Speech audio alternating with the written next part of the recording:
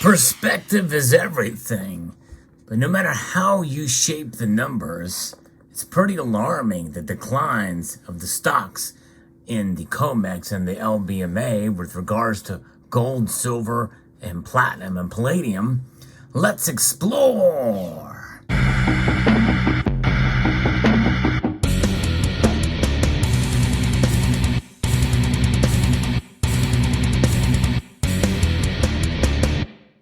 Numbers are down, indeed. And even though they may not be a huge drop, especially in the LBMA, there is a pretty alarming decline of 5% in a single month for gold.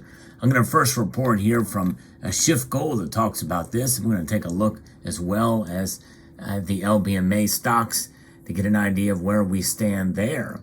If you enjoy videos like this where I talk about precious metals, I hope you will consider pressing that thumbs up button down below and also subscribing to the channel if you haven't done so already.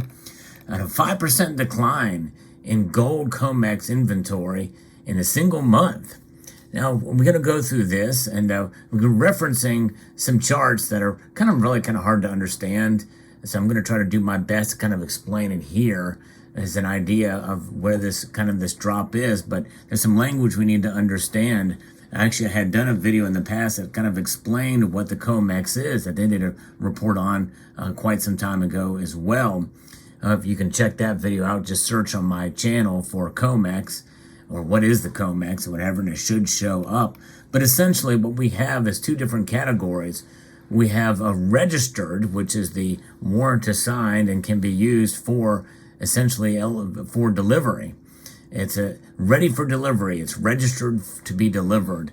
That's one way to look at it. Then you have the eligible, which is a no warrant attached. In other words, it's not been made available for delivery yet. It's eligible to be delivered, but not ready because it's not assigned for delivery yet.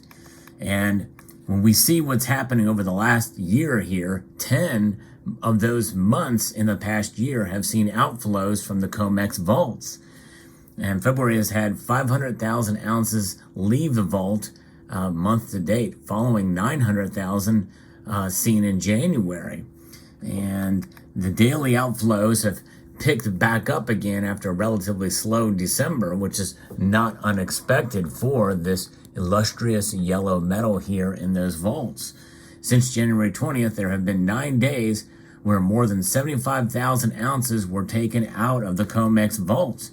So what's going on here? That's a pretty big deal. That is the headline essentially here, and it's pretty alarming to see.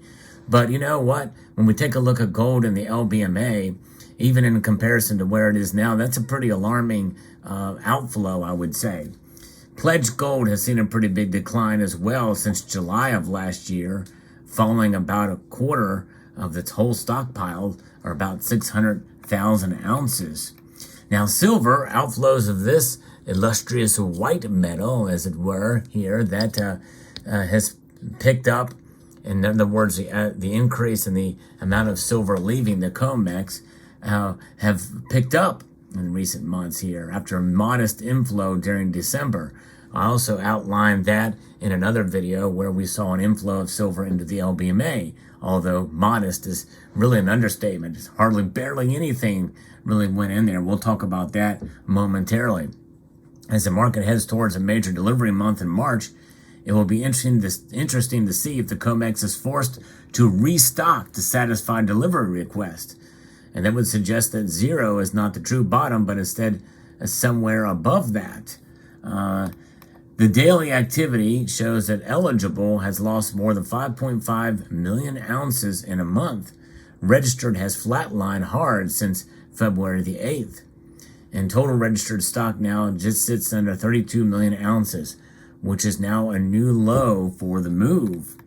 And gold over the last month has seen an eligible fall, a whopping 8.1% of eligible gold out. Registered is now a bit higher than eligible for the first time since August of last year. Since last year, total gold holdings have fallen by 33.5%, over a third, or 10.5 million ounces. And silver didn't quite see as much of a decline, but it still saw a 2.3% decline over the last month.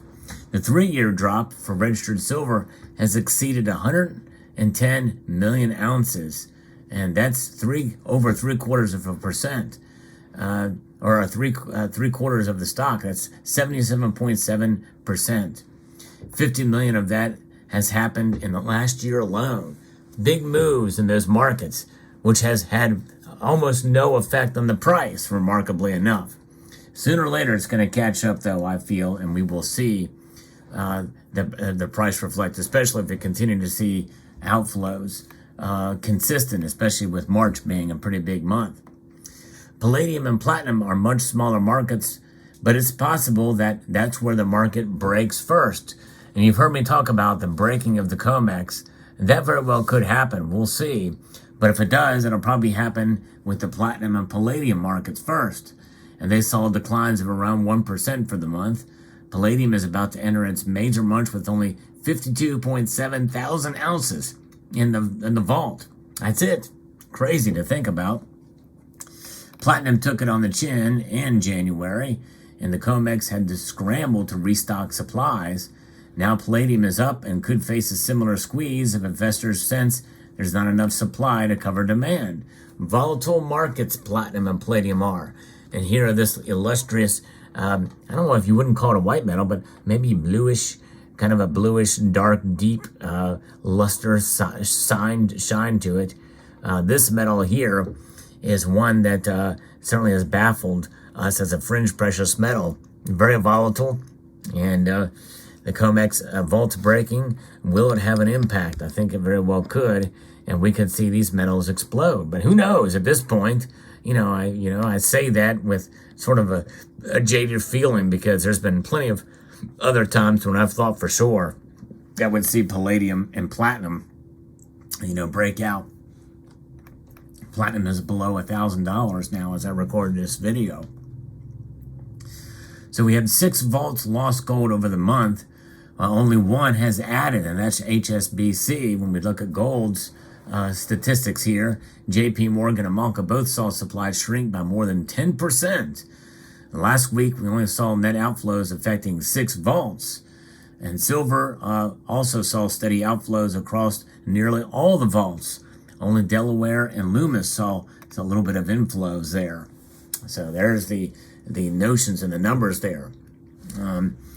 But if we take and zoom out and look at the big picture of this all, when we look at gold's historic stock of eligible and registered, there's been massive amounts of it since 2020, since about March. A lot of inflows of gold and silver. Registered as a percent of total with eligible and registered, there's a heck of a lot in total stock of gold in ounces.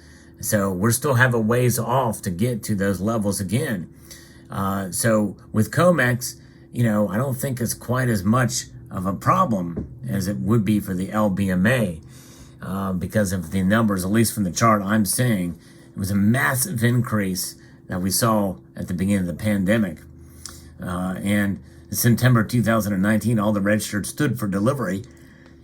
So that's another thing, this aspect of it as well too. And we saw the strange move, towards these stockpiles and kind of shift between. There was hardly any registered. Almost all of it was registered, was there in the eligible column. Silver's more sporadic and with pretty wide fluctuations. And now register only accounts for 10% of the total inventory. It's the lowest level dating back to at least 2000. And so that is remarkably to see as a registered percent of the total. It's crashing right now. Who knows what that could mean or how that could be interpreted by the markets. But pretty fascinating. But that's kind of where we are there. But where are we with the COMEX or the LBMA? The LBMA vaults tell us a different story. If you zoom out and look at the bigger picture, there's still a lot of gold in there, and a lot of that have picked up and pretty much mirrors the COMEX vaults, although the inflow started before the pandemic, about just over 3/4 of the way into 2019. They really started to pick up and have been increasing ever since. It's really only since these last few, into last year, we started to really see it come down fairly dramatically. Although it's leveling out here, it is still down. But for silver's a completely different story. For all the data available, silver has bottomed out fairly dramatically. And when I say that, if we look at it over the last year, for the last 3 months here, we've seen it hover around almost 841,000 ounces of silver.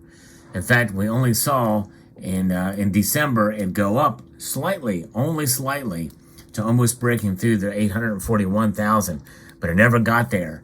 But for January, they're down to 840,877 ounces, which is still a little bit above where it was in December, but still, it's still up or still down there. So it's hanging on by a thread, the silver market for the LBMA, which is a pretty big deal in my mind.